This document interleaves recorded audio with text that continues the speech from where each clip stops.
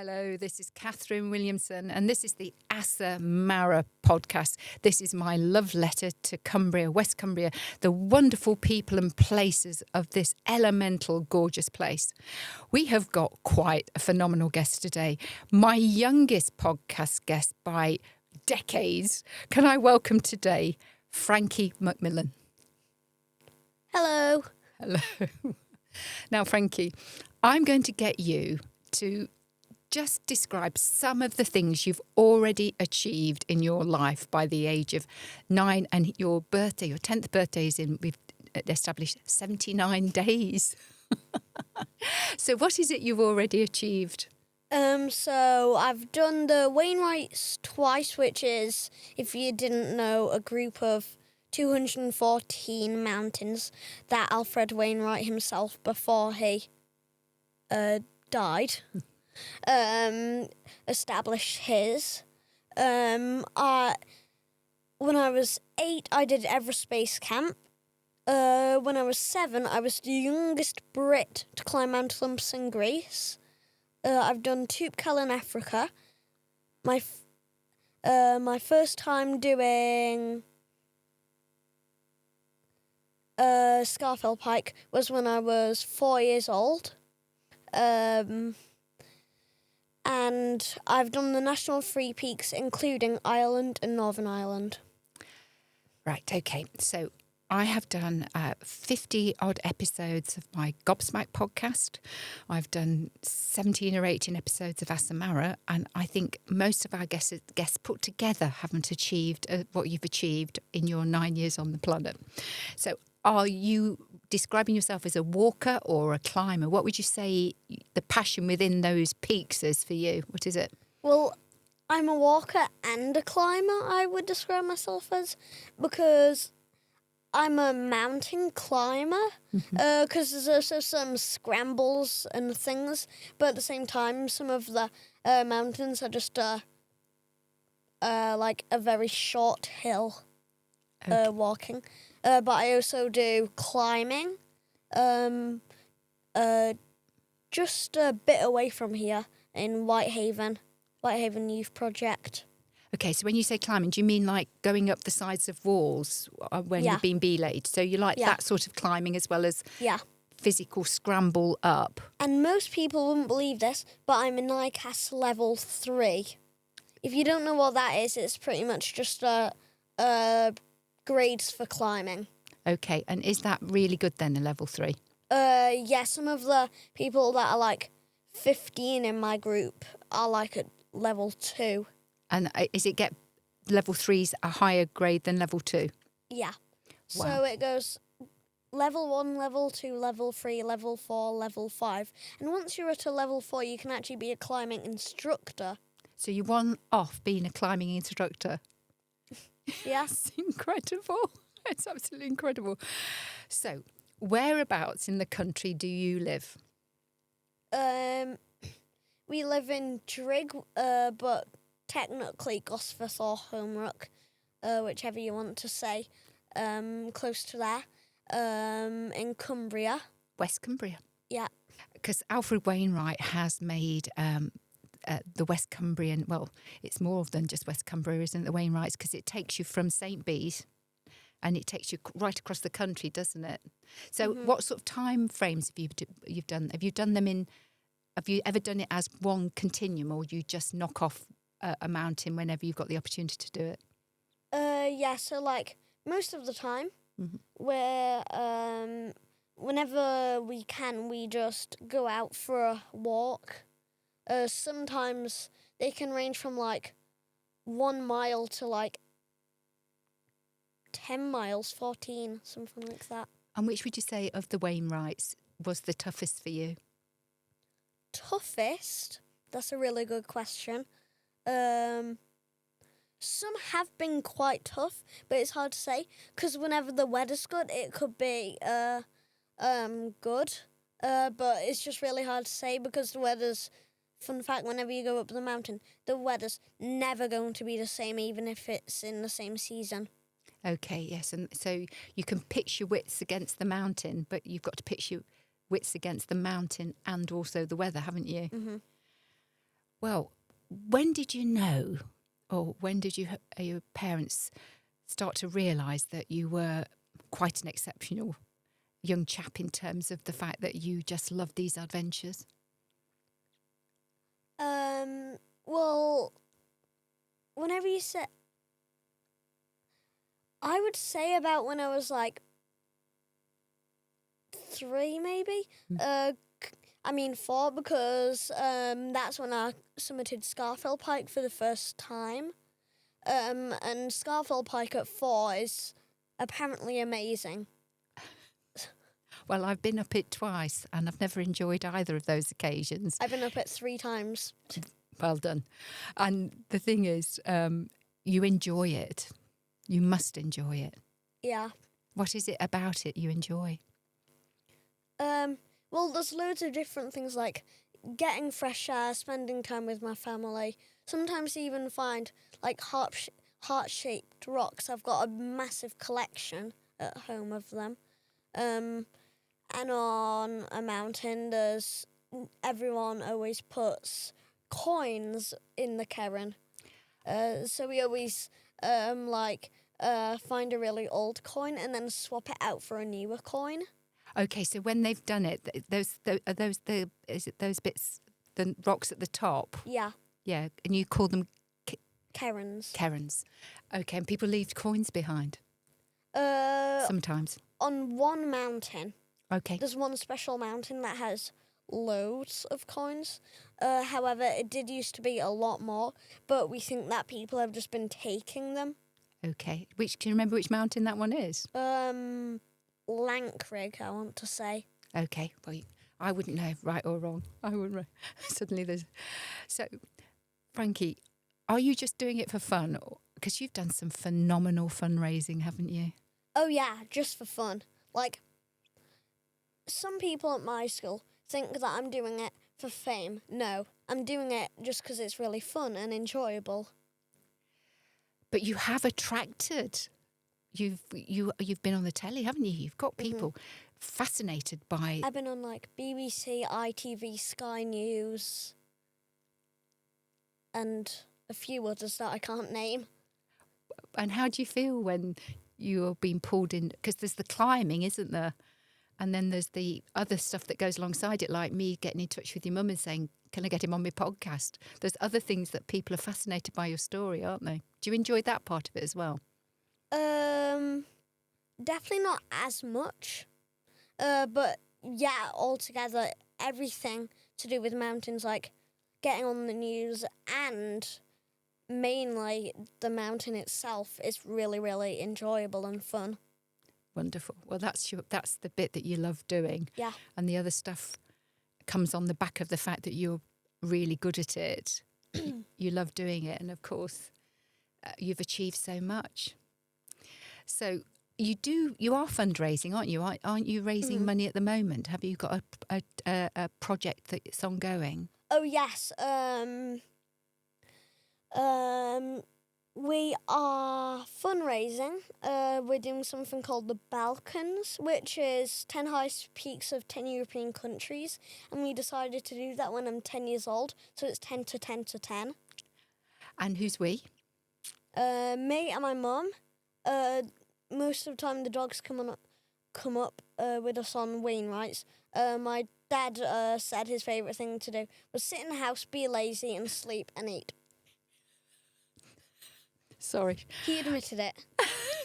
And currently, can I just of course, give a quick shout out to my fundraising page? Of course. And my Instagram page. Yes, what we'll do, we'll put them in at the end, but you mention them now. Yes, so Instagram, Facebook. I've also got a YouTube. They're called... I'm pretty sure now we've changed the Instagram and Facebook to Frankie McMillan because it was just getting a bit confusing. But I have not doing so well YouTube channel as well. Okay, well, you've still got to have a little challenge left in your life, haven't you? Yeah. So I asked you to come on the Assa Marra podcast because you are West Cumbrian. The Wainwrights are about as Cumbrian as you can possibly imagine, and you're achieving great things. And I'm so pleased that you're prepared to help us understand what motivates you to do it. And you're in an incredible place for these challenges, aren't you? Because you can just drive down the road and there's a fell. Yeah, they can range from with us from 2 hours away to 10 minutes away. Because one of the ones that would be close to you, I think, is the first one on the Wainwrights would be Dent, would it? That was the first fell that comes over from St. Bees. I think they've stopped people going up Dent at the moment, but anyway, you know your Wainwrights better. As far as I'm aware, that might not be a Wainwright. Okay, I think you're probably right because I think it's part of the coast to coast. Yes, we were actually planning to do the coast to coast, but instead we did something else. Because the coast to coast would be that it does take a bit of time. That's the one from St. Bees, isn't it? Mm-hmm. I'm trying. You're very right to put me right because I've mixed up because I live in St. Bees, so of course we get all the coast to coasters coming in. But yes, I think Dent's the first fell on the coast to coast, but not necessarily a Wainwright. Mm-hmm. Do you get to have the fish and chips at the end of it, like Alfred Wainwright? He always used to go up in really casual clothing, didn't he? Do a Wainwright and then his favourite meal was always fish and chips, as far as I remember.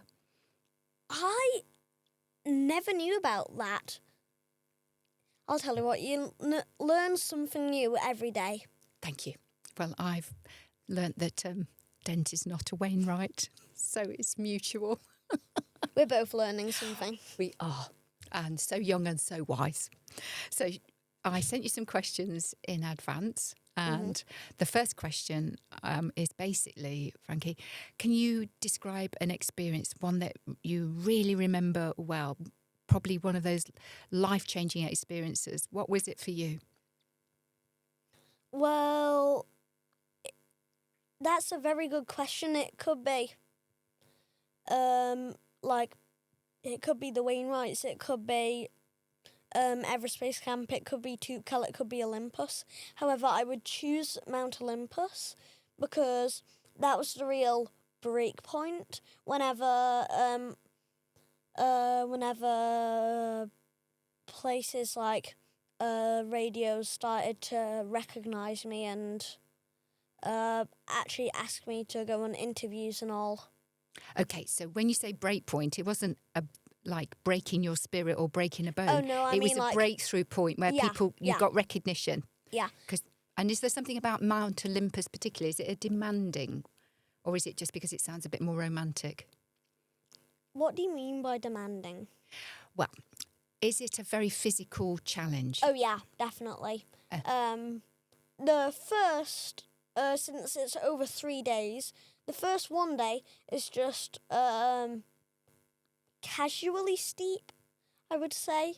And then once you get to the first refuge, which remind you is like sleeping sausages, one place you look, feet, other, socks.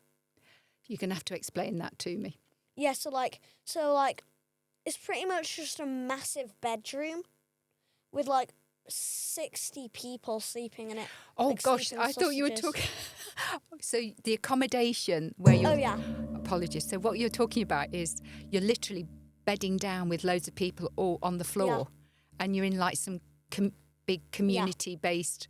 So it's really demanding from the resting perspective. And then on the second day, it was quite rocky. We were on the side of an edge. Well, it wasn't straight down. It was very steep, very, very steep slope. So if you slipped, you would, let's just say, get very badly injured probably. And then halfway through the day, also, we had a scramble. We were on ropes and all, which was, I think, a 1 kilometre vertical rock climb. There's no part of what you're describing that would in any way entice me to ever do it. So there's there is a physical bit where if you're not roped, you have to move into total climbing mode to actually complete it. Oh yeah, definitely. Sometimes there are rock falls, and if you don't have a rope, there's actually a risk of death. Because there was a memorial next to the scramble of someone that didn't have a rope and slipped and sadly died. Yes, because that is... Yeah. It's, in some regards, as you were describing it, at school, summer holidays, it's a nice day. You go and do a couple of Wainwrights and maybe sit down and have your sandwiches at the top. That is a remarkably different experience to an hour's roped up trying to get up Mount Olympus, sleeping in hostels with large numbers of people that are very serious mountaineers and climbers, and then you're going past essentially graves of people that haven't survived the walk you're on or the challenge you're participating in. Yeah. And then on the third day of the climb, it was pretty much just your casual downhill except a few rocks. Okay, so it was over a 3-day, but it was one where people started to take notice and thought this is pretty exceptional for somebody of your age to be tackling something so demanding. I would also be recognising Tupacallan Mount Everest Base Camp. I'll tell you why Everest Base Camp first. It might just take since it was over 2 weeks, it might just take like a bit of time. Right, so I'm not going to say all of the days like I did, but it was just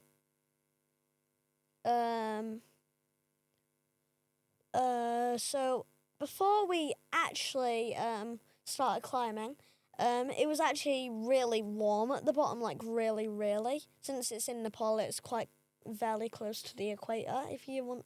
I've been to Nepal. I was there 2 months ago. Oh. And I expected it at the actual base camp to be like quite like very cold. It wasn't actually as cold as I expected.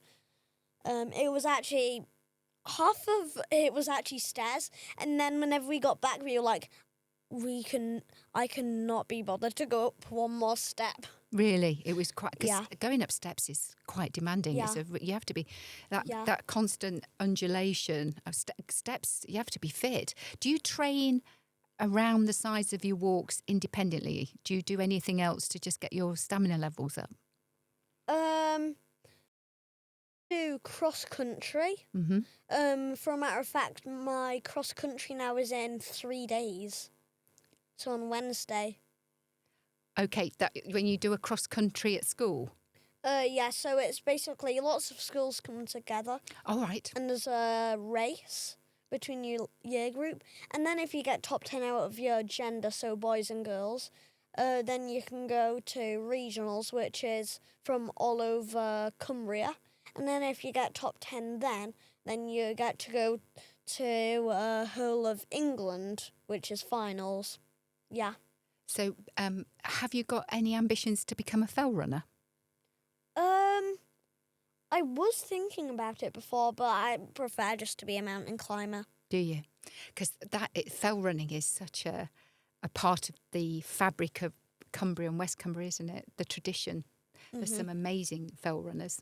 So the moment where you would say it was a big change for you was because you were getting recognition and the TV companies and the radio companies, radio, you were getting coverage.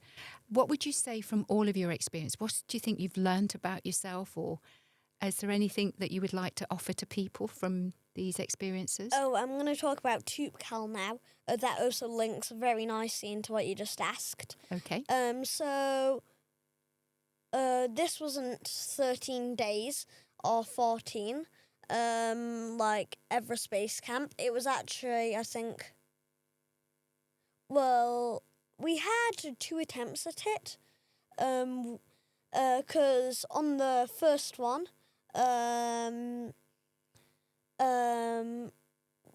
let's just say I wasn't very well on the day before Summit Day, and let's just say I was sick in the bed. Oh.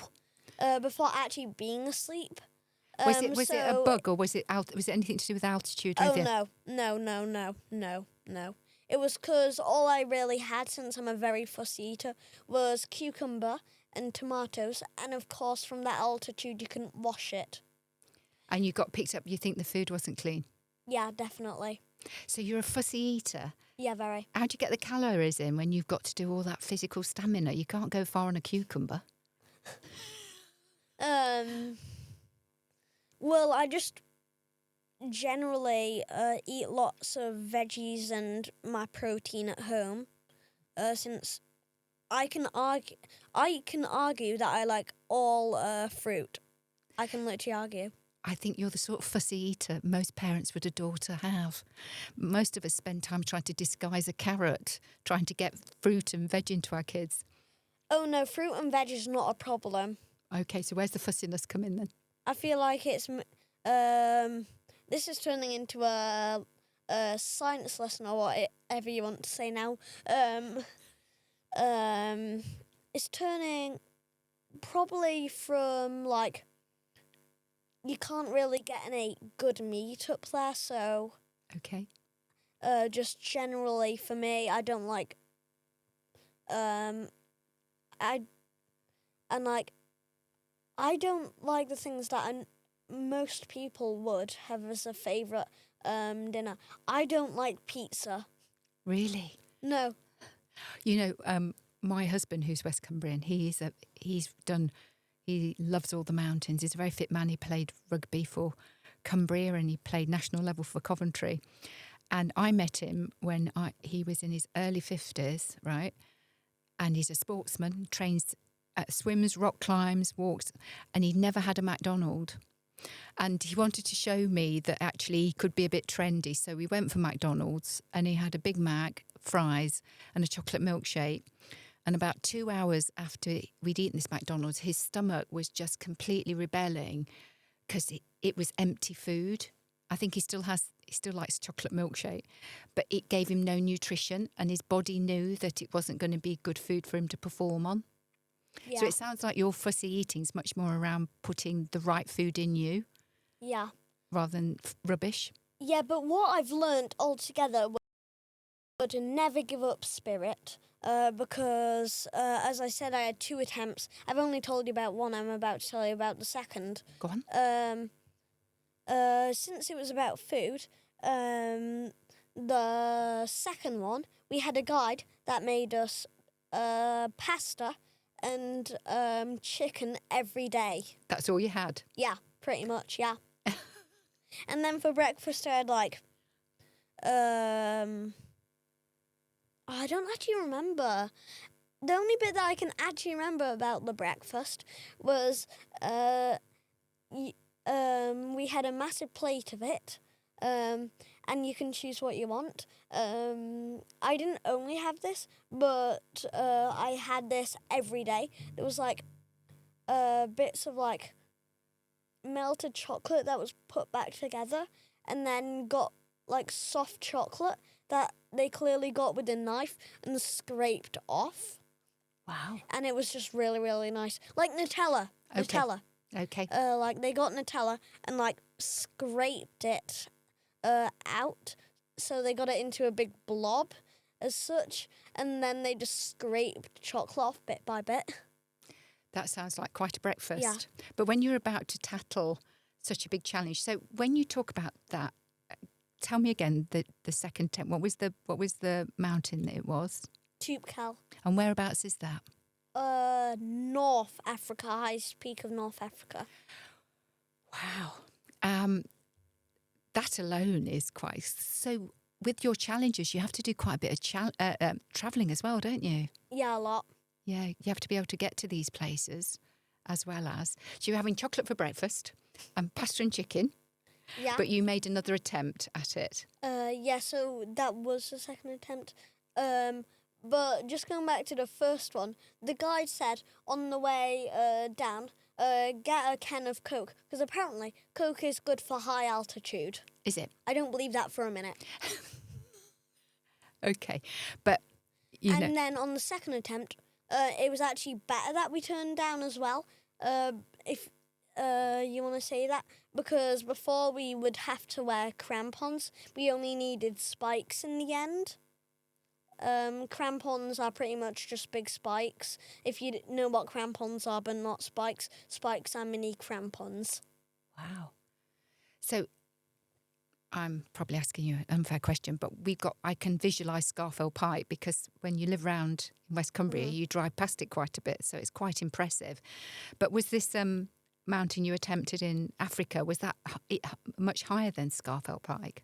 Yeah, it was 5,000 above meters, if I remember correctly. That's high, isn't it? Yeah.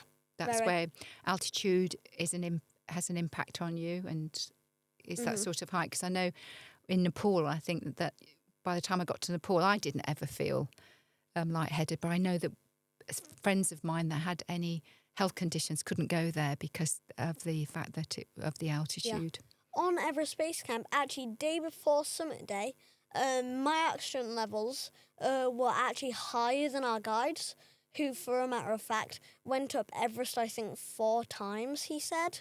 Okay, so your body's ability to carry oxygen was better than... Was it a Sherpa, your guide? He's gone up Everest 4 times. Okay. You'll be being studied for science. Summited. You'll be being studied for science soon, Frankie, for superhuman qualities. So my next question for you is, can you remember a particular event that you might have heard on telly, or a world event or something that was really important that you can remember, and why was it important to you?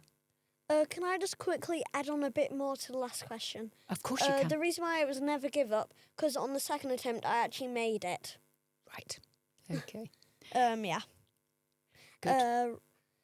I think now this question, I think I would say, like, whenever we went to Poland, Slovakia and Czech Republic, the day that we summited the Czech Republic, it was actually, since it was only a 1 day, it was actually the day of the Women's Euros final, and England were in it. So I was like, we need to get down quickly so we can watch it. I love that. But, like, I'm not only into one sport, Okay. like mountain climbing and all. I'm also into, like, football and things, but definitely not as much, definitely. Okay, and what's your team, your football team? Man City, come on. Man City. Well, you should be technically Cumbria. It should be Carlisle, shouldn't it? Oh, no. No. Oh. I am originally from Manchester. Okay, I can fight back. Okay, fair enough. No, but Carlisle are doing really well at the moment. It's not... Oh, well. Yeah, they've got a good manager, Mark Hughes, and they're on the resurgence. So they might be in the 5th division, technically, but the matches are really interesting. But Manchester City, not Manchester United. Okay. For the radio, for the podcast, his expression is one of abject disgust. Anyway, we'll move on from that one. So you remember that particular moment because of the women's Euro final. It was fantastic. Was it the final, you say? Yeah. Yeah. Aren't they doing amazingly well? Yeah. And you love football as well as other sports? Well, I don't love it, but I quite like it, yeah. Good. Well, it's a unifying thing, football, isn't it? It gets everybody going. And the women are doing so well. Yeah, the woman actually ended up winning in penners. So... That penalties. That was, if it's the one I'm thinking of, it was incredible, wasn't it? Chloe Kelly won. Yeah, it was incredible. Oh, yeah. Yeah. Oh, yeah. So the question that comes next is one where I've asked you, is there a teacher or a story or a book or a hero or a heroine or somebody that's, or a message that stayed with you that you like to refer to? There's a lot of people such as like Leah Holding, Dwayne Fields, Ben Fogle, lots of other people, even my mum. But I would say mainly Bear Grylls, mainly because he sent me a private message as well. He's also got that never give up spirit. He said that I've got a never give up heart and a kind heart.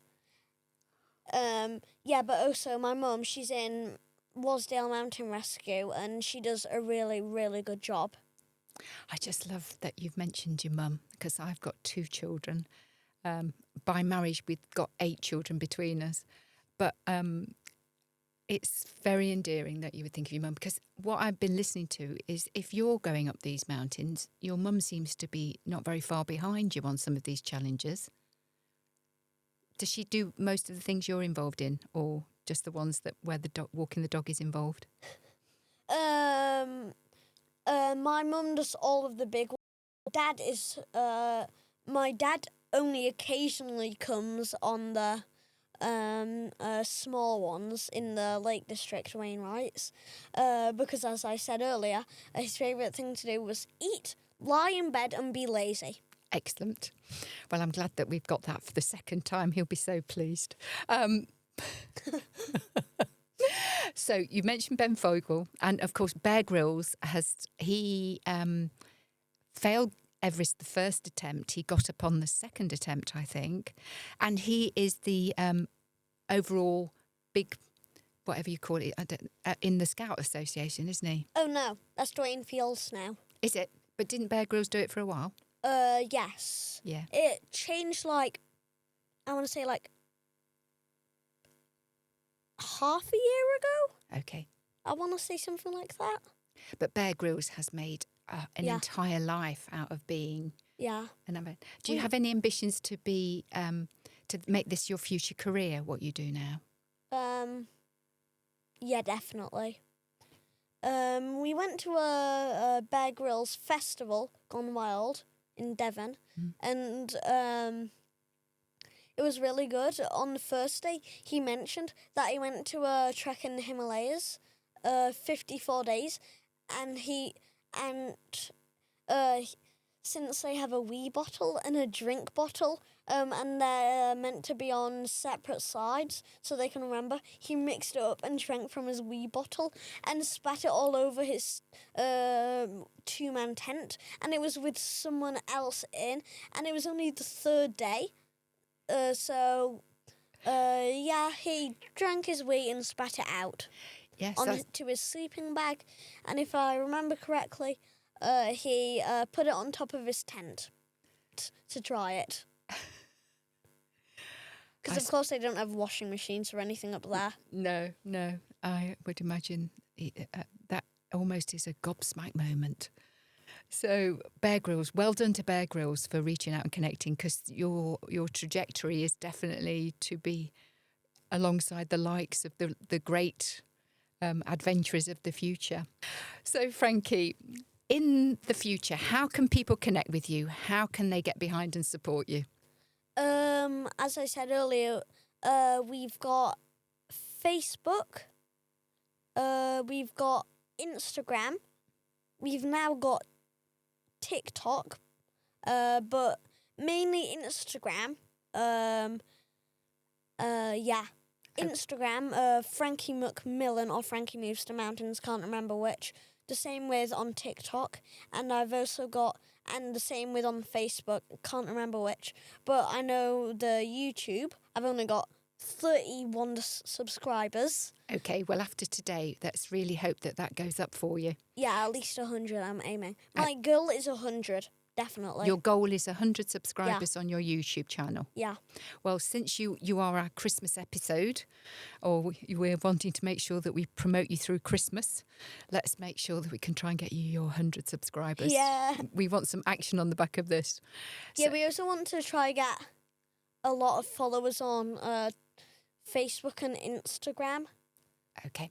We only just got TikTok, so go and check out all of those. But if you can only get one, try Instagram. Right. Okay. Well, I think people need to make sure that they get mobilised. I think you're going to be incredible on TikTok. I can see that you have everything that you are, and everything you're doing will make really incredible. I can't remember, but whenever my mum comes in, I'll tell her to tell you what the fundraising is. Okay. And if you've got any spare money, please donate. Wonderful. So, Frankie, I am so delighted that your mum said, yes, he's going to do your podcast, because this Assa Marra podcast is putting the focus on the people of West Cumbria. Can I also just add that the reason why we've decided the people we're fundraising for are CRY, stands for Cardio Risk in the Young. Okay. Because I have a friend at school that has a heart condition, and they help give heart screenings, so they'll know if they've got a heart condition or not. Because, fun fact, but not so fun, just a fact, 12 young children a week die from sudden cardio death, which is like they don't know that they have a heart condition, and then they just don't wake up. Wow. So you're fundraising, and how much do you hope to raise for them? We're going for 50 grand. 50 grand. Quite a lot. Yes. I think we've got like £500. Okay, but how long have you been actually fundraising for? I want to say like a few weeks. Okay, but you're really picking up, because you're working to your challenge, aren't you? That's what you're going to be, your 10 in 10 in 10. And I've got something at my school, a Christmas thing, and we're making crafts, and we've got a table there, and we'll be selling things, and every penny that goes to that will be going towards the charity that I'm fundraising for. Well, that's wonderful. Do you want to give a shout out to your school? Shout out to Gosforth School. Wonderful. Gosforth C.V. Primary School. Wonderful. So, Frankie, I know you've been doing a few podcasts, but how's that been for you as an experience, being interviewed by me? Really, really good. It was really fun in general. So young, so wise. Thank you so much. You are incredible value. What a tremendous chap you are. And goodness gracious, I love how beautifully you corrected me with such grace and such charm. You're an absolute asset to your parents. They've done a magnificent job with you. And I can't even begin to speculate that you're not even into double digits yet, and what you've achieved and what you're going to go on to achieve. I think Bear Grylls is going to have to protect his TV rights, because I think he's got somebody that's... He's got a tough competition. Bear Grylls, I'm coming for you. I think. And with that, we say Happy Christmas and Amen. Thank you so much, Frankie. That's amazing. Should we just have your mum in for a few minutes? Did you really enjoyed it? Oh, my God. Thanks for having me on. No, it's just been fantastic. Oh, well, you are such value. So I've invited Assa McMillan in to have a little chat with us. We have just not stopped laughing, you listened to Frankie's recording out there, didn't you? Putting me right, I'm never going to forget the name of Benson Boone. But I really wanted us, just as we conclude our interview with Frankie, to have a mother's perspective on how do you allow a child to fully express themselves and reach their potential when we've already heard him sleeping in hospitals as little sausages. It took a while to clock onto what that meant. Eating, that fussy eating of cucumber and his diet. And then there's the thing about Everest Base Camp, and then going past, we literally talked about going past where people have died, grown adults have died, and he's got to spend an hour on the side of literally. How do you manage that as a mum? The balance between the maternal instinct and you're up there with him, aren't you? He's not. You're alongside with him. Yes, every step I am there just behind him. So every mountain Frankie climbed, I climbed. And it all started when he was 3 years old. It sort of started with me because I was always spending time up the mountains just for pleasure, really. Every so often, just people will go and do yoga. I would go up the mountain and say it this way. And he was watching me when the boots were there and the rucksack was there. He was asking, "Mommy, can I go with you?"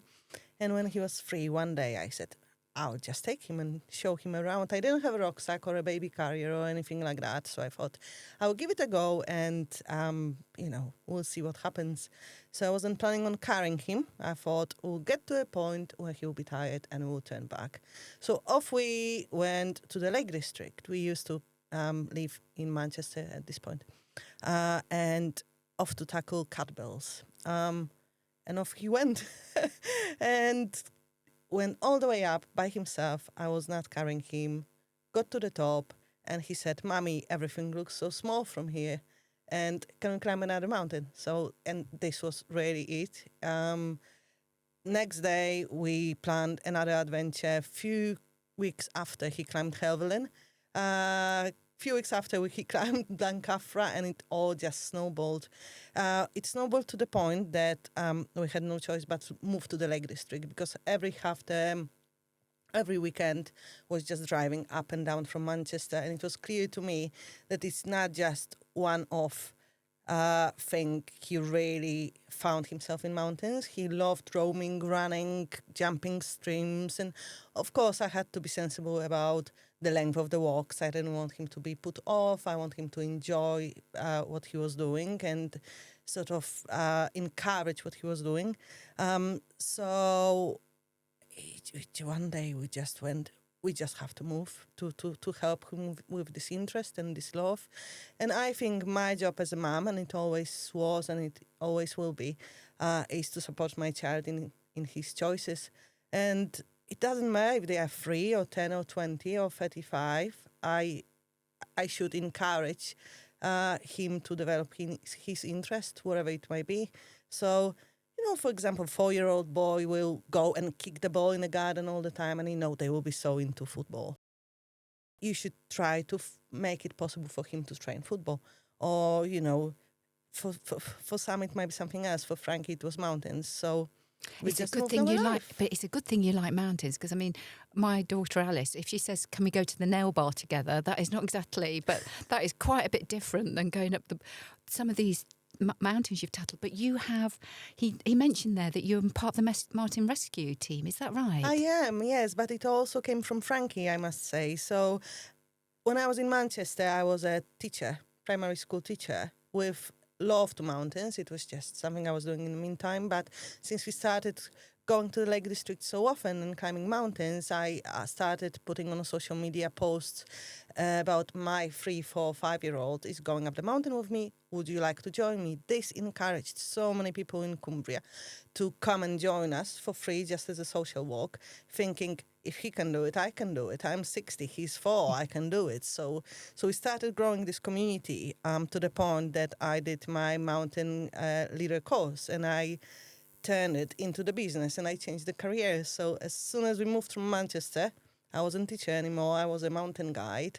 I opened my own business, and that's what we were doing. So his love to mountain changed the way we live our lives now. It's a reverse takeover, isn't it? Because normally the kids have to pull along on the parents' dream. Mm-hmm. Not always, but he's changed. His love and passions changed where you live. Yep. It's allowed you to focus on what you love doing. And yes. Yeah, it's sort of like, it's a bit of a reverse takeover, but all of you are in the place that you're absolutely meant to be, aren't you? Because I can't imagine being anywhere else. And with mountain rescue, the first challenge, the Olympus challenge, because every of Frankie's challenges was a fundraiser just to make a difference, to make it count, was the mountain rescue. So he said, this is what I want to do. This is, we see them going up the mountain, up and down all the time. When we go for our Lake District adventures, we're going to raise money for mountain rescue. And from this fundraiser and from this relationship, Frankie encouraged me that I must apply now to be a member of mountain rescue, which I did. And I was accepted. And now it's 2 years and counting. I saw the photographs at the weekend because Josh McAllister did the Remembrance Sunday up one of the peaks, and I introduced Josh, the local MP for Whitehaven and Workington, and he's an active member of the Mountain Rescue as well, isn't he? Mm-hmm. And I thought that is not an easy shift. I think there was a call out this weekend where people were battling for 7 hours to bring people down. Mm. That is not an easy hobby, is it? Well, you call it a hobby. It's not. That's probably trivialising it. But you do that as a volunteering role, don't you? Yes, that's right. We can be anywhere, doing anything when the call out arrives, and then you just drop everything and go. Like we might be playing a board game with Frankie on 26th of December during Christmas, like last year, and the call out arrives, and you just go. You don't have to. You are not obligated to go, but this is why you join the mountain rescue, because you want to go and help. So most of the times, if you are there, you will go, and it doesn't matter what you're doing. It doesn't matter what the weather is like. You just want to go and help. I'm always telling Frankie, treat others how you want to be treated. So I would like to think if I was in trouble, I would like someone to come and help me. So this is sort of attitude I'm trying to put in his head and into my heart.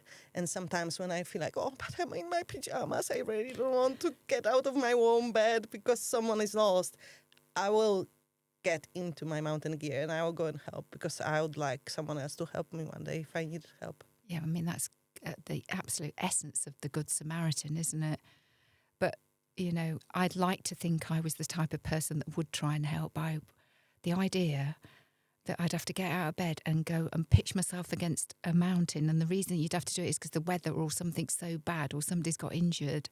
Mm-hmm. But it talks into character, doesn't it? And talking of character, you have got a child that is a pint size.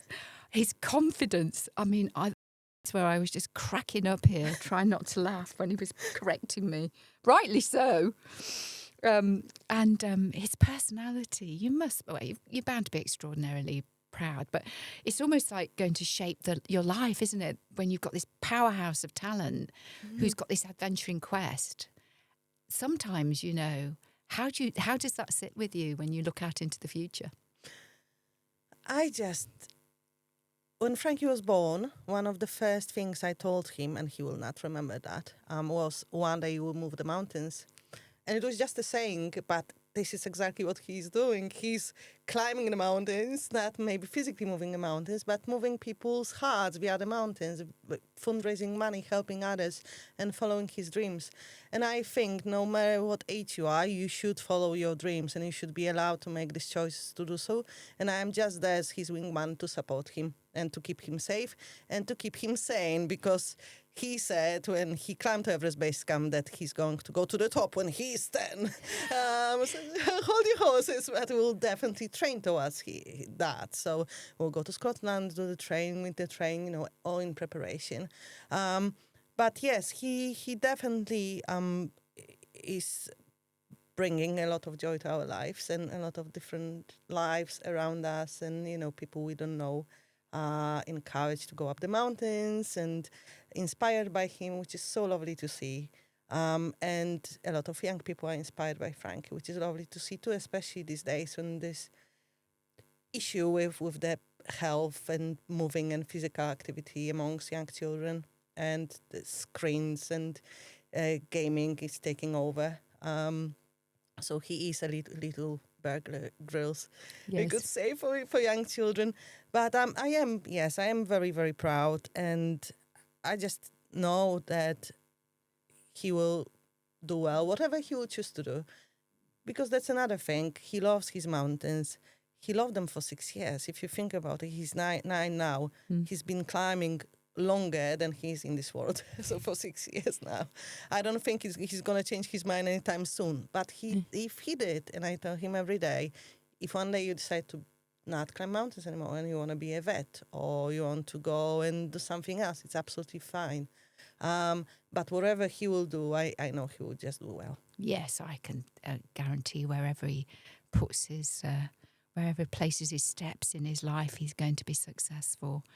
Thank you so much for bringing him along today and making it possible. That has just been so much fun, and I'm so pleased. But just because it's the season of giving and goodwill, please remind us of the charity that he's fundraising for his challenge. Yes, so every big expedition is another fundraiser. We want to make it count, and we want to make it matter and make a change, make a difference. This time we are fundraising money for cardiac risk in the young. We have set up Frankie McMillan Fund within CRY. So all the funds are coming to us to organize free heart screenings for young people in West Cumbria specifically. So us in West Cumbria are fundraising money to do something good in West Cumbria for our young people, for our children, grandchildren, young mothers, young fathers, so they can get free heart screenings, and hopefully we can save some lives. So this is our mission, a mission which is inspired by Frankie's friend who has cardiac issues at the age of 9. Okay.